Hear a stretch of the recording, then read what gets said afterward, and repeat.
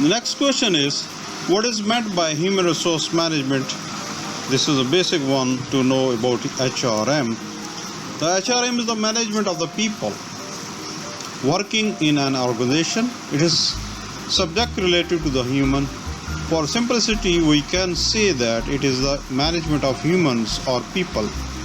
HRM is a managerial function that tries to match an organization needs to the skills and abilities of its employees.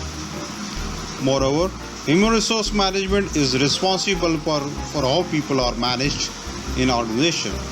It is responsible for bringing people in an organization, helping them perform their work, compensating them for their work, and solving problems that arise.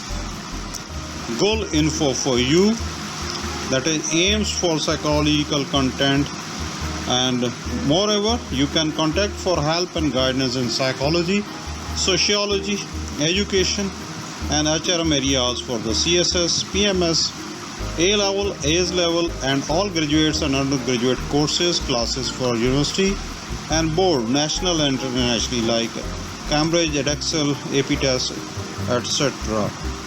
Thank you very much. Stay connected.